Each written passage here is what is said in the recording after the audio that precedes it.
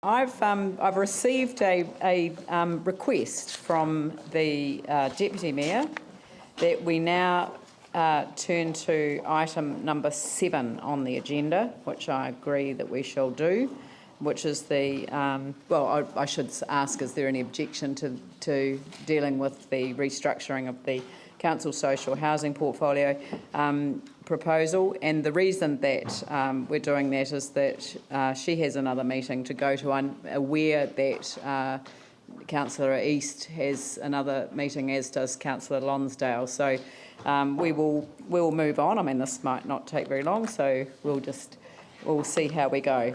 So item number 7, and we have a recommendation up here, and I'm assuming that's the staff recommendation is what you'd like to move, Vicky Buck. Vicky Buck moves, and seconded by Glenn Livingston. So if I could perhaps, is that the right one? Do you want to keep going? Is that all right? Is that the agreed resolution?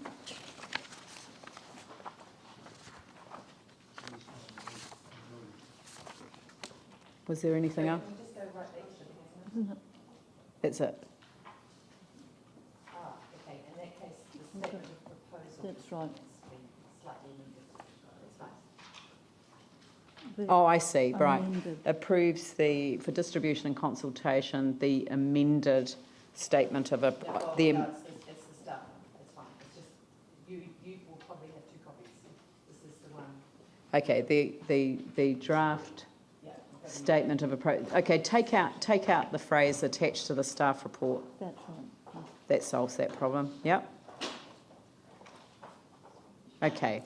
So, would you like staff to go through the report, or do you want to just open it up for questions? I'm happy that staff takes it. Would you like to take us through the report? Thank you.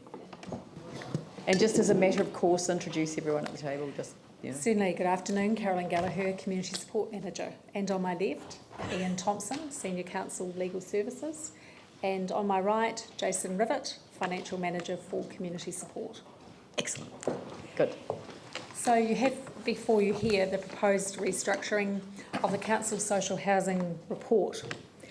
And so at your meeting of the 1st of May, you instructed us to develop a statement of proposal for consultation so that the council can have a more flexibility in the future ownership, management and development of our social housing portfolio, and also to enable this council to address more effectively social housing issues in the city through all the options identified in our staff report.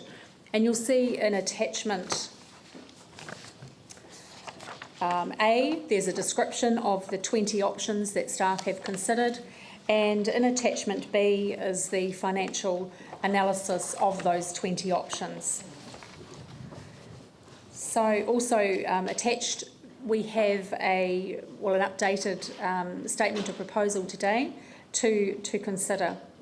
And so I suppose in summary, I'd just like to say the key points of what we're presenting here today is we're asking you to consider whether or not to change the way we provide social housing.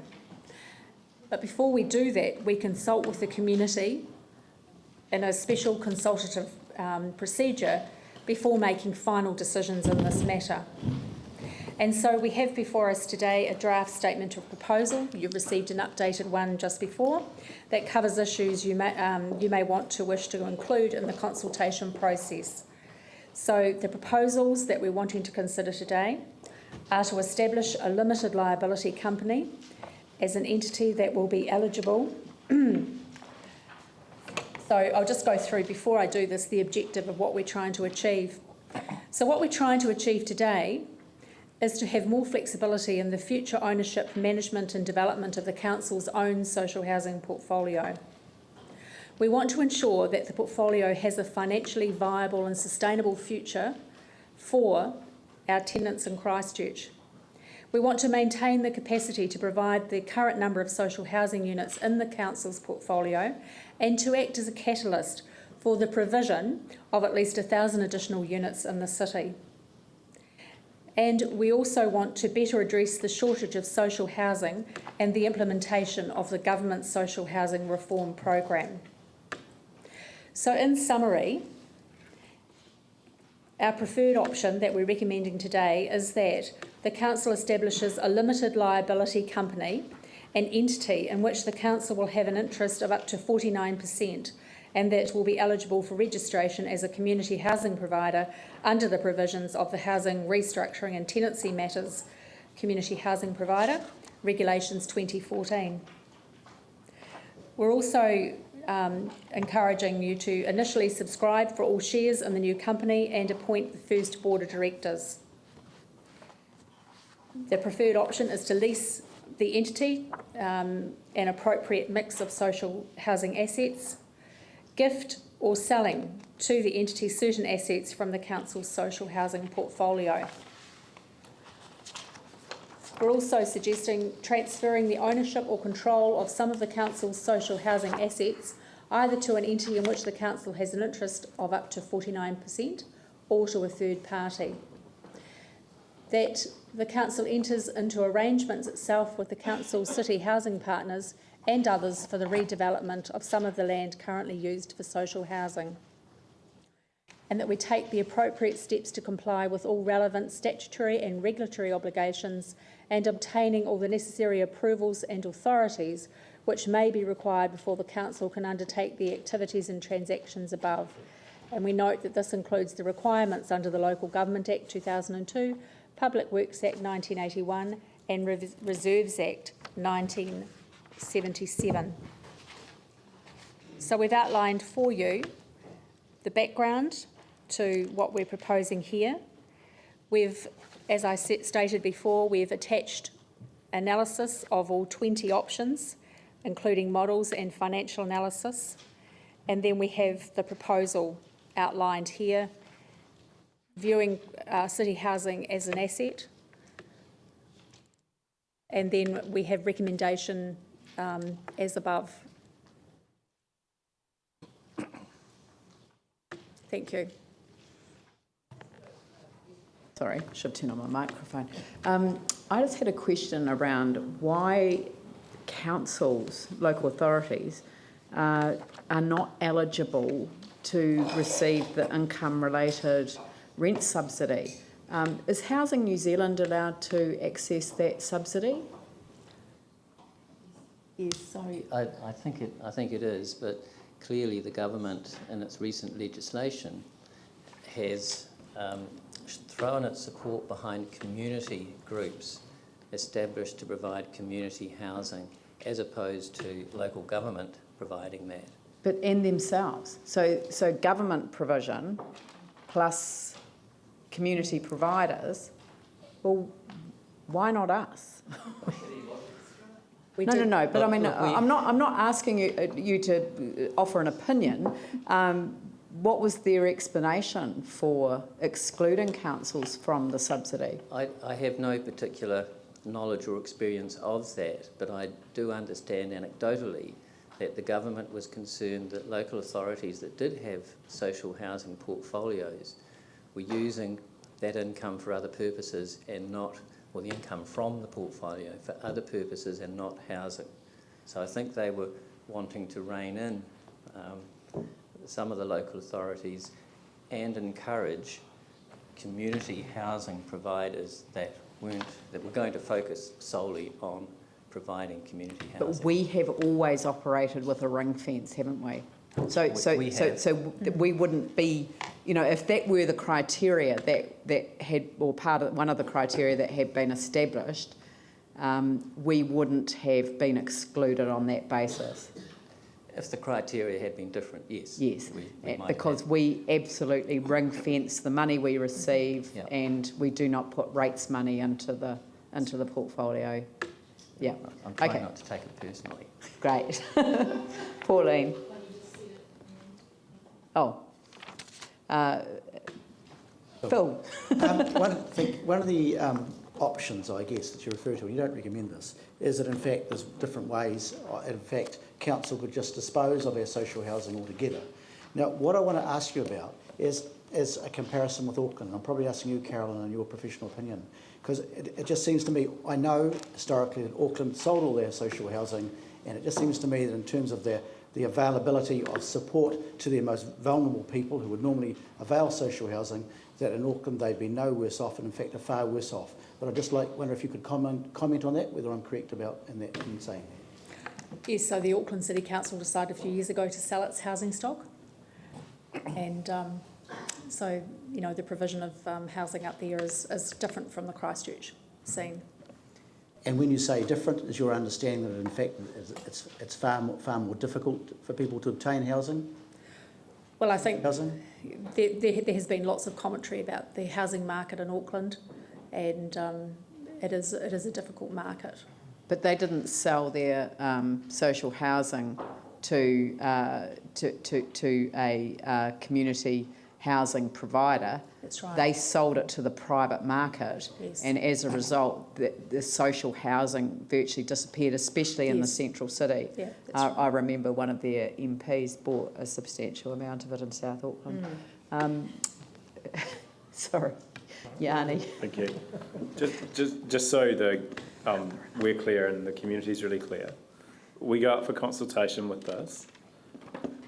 People can make submissions. Basically, council, after hearing those submissions, could go with any option out of the 20 that have been listed, if it chose to.